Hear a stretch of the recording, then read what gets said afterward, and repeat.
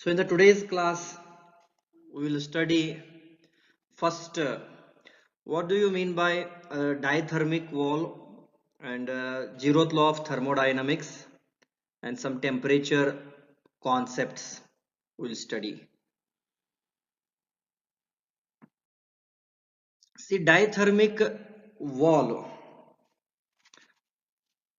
So it is a wall or it is a boundary which allows energy, in the form of heat to transfer from one object to the another object. You can see here.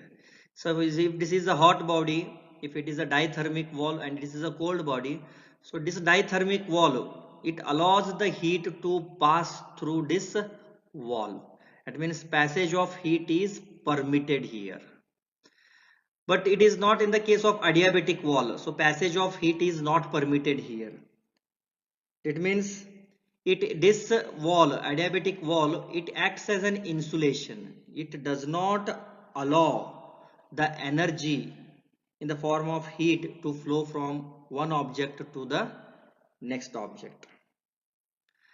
Or this dithermic wall, it allows the heat flow into or out of the system.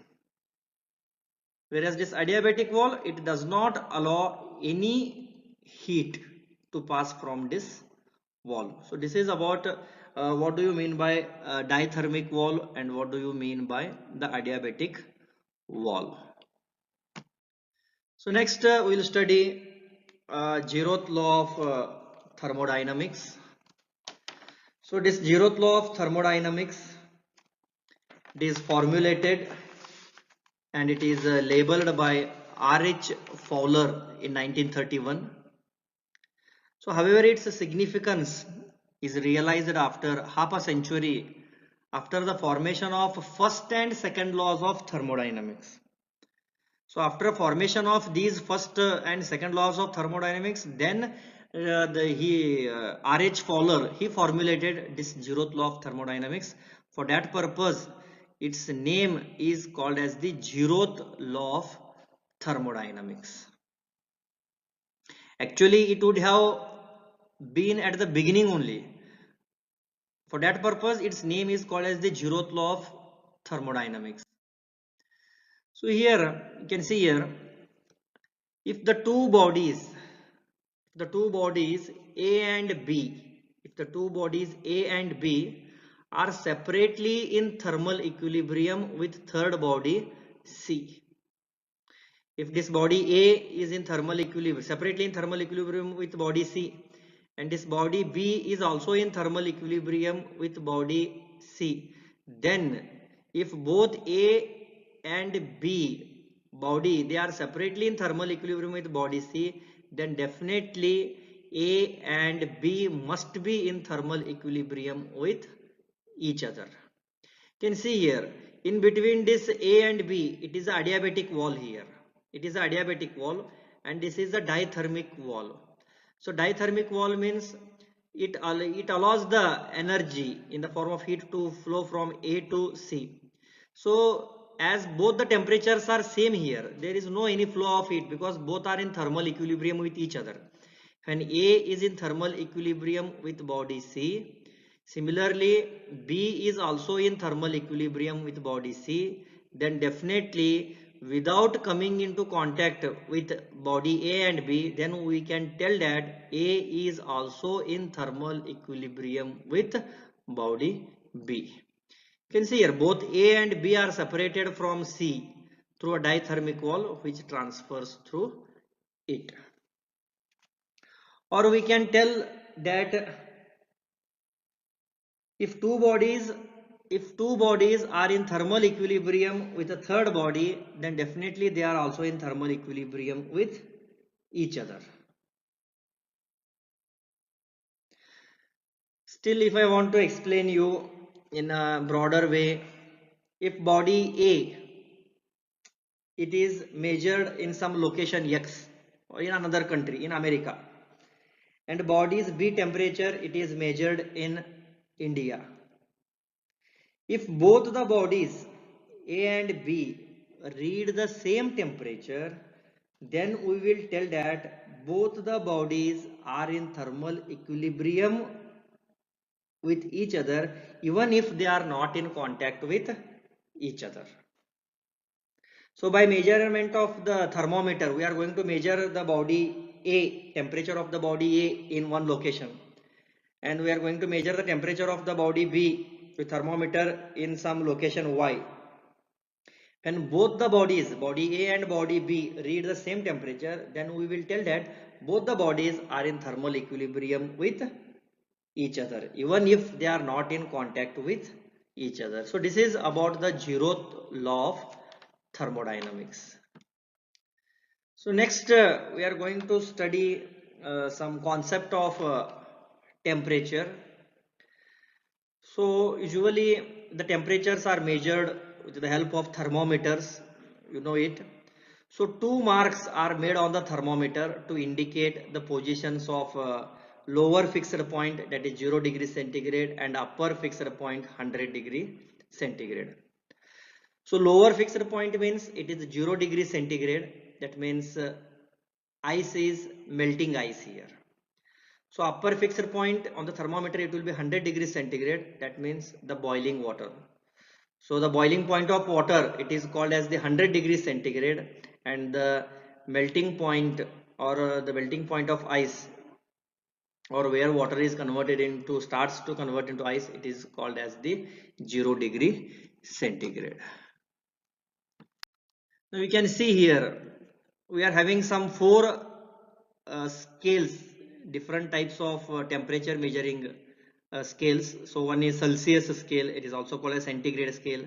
Another one is Kelvin scale, Fahrenheit scale, a Rankine scale. So for in the thermometers or on the Celsius scale, so lowest point is 0 degree centigrade, where pure water freezes here, it starts to freeze, and where pure water boils, it is 100 degree centigrade on the Celsius scale. So if you come to the Kelvin scale, so 273 Kelvin, it is where pure water freezes, and 373 Kelvin where pure water starts to boil. Can you see here another one, minus 273 degrees centigrade, where molecular motion ceases at absolutely zero, at absolute zero temperature. It means where molecular motion is completely stopped at this temperature. There is no any molecular motion, vibration. Everything is calm, quiet. No any vibrations, no any energy transfer is taking place at this temperature. Even for Kelvin, for 0 Kelvin, molecular motion, it is completely stopped here. And for Fahrenheit scale, at minus 460 degrees centigrade, minus 460 degree Fahrenheit, and 32 degree Fahrenheit and 212 degree for Fahrenheit is the scale for a pure water where freezes and where water boils here. So here for Celsius scale, you can see from 0 to 100, 100 divisions are made here on each scale.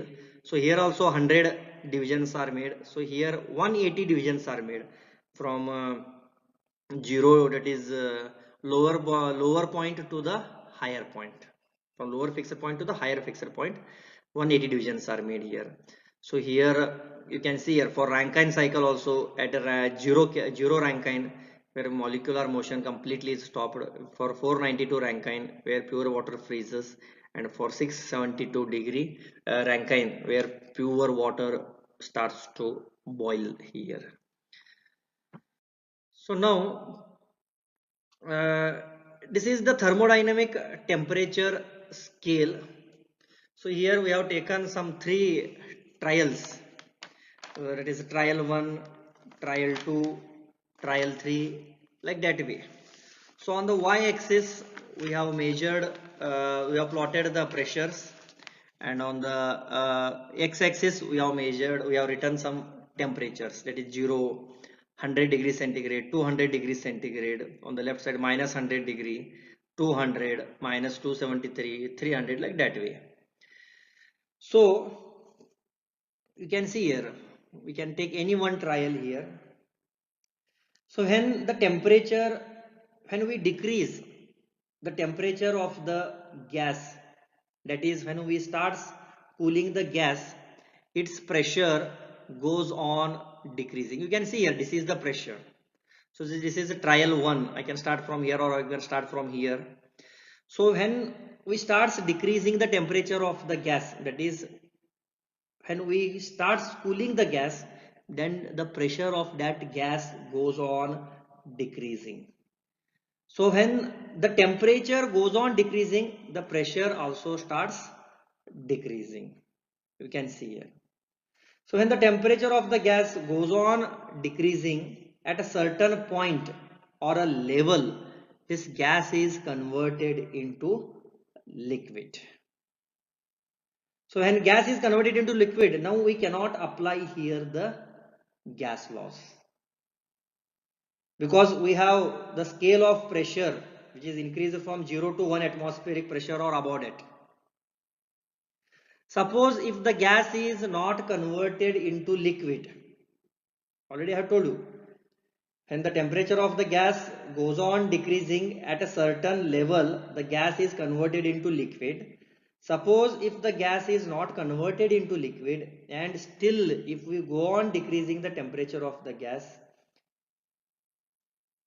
when the pressure will be 0, then we can always find extending this link, then we can find extending this link till it intersects the zero pressure line, till it intersects the zero pressure line. At this point we will find the temperature as minus 273.15 degrees centigrade. The pressure of the gas here, it will become 0. By kinetic theory, we will come to know that when the pressure will become 0, when movement of all the atoms become 0 and no particle is moving in order to create any pressure, the temperature at that time or the temperature is not able to give any energy to the atom here. That is why at minus 273.16 degree, the molecules stops vibrating. Everything becomes calm and quiet at this temperature, because there is no any energy. When we go on decreasing the temperature of the gas like that way only. So here if it is not converted into liquid, still we go on decreasing the temperature of the gas, and it will reach at one temperature. That temperature it is called as minus 273.15, or where the pressure is absolutely 0, means where no movement of the atoms, everything is stopped, no particle is moving, no any momentum.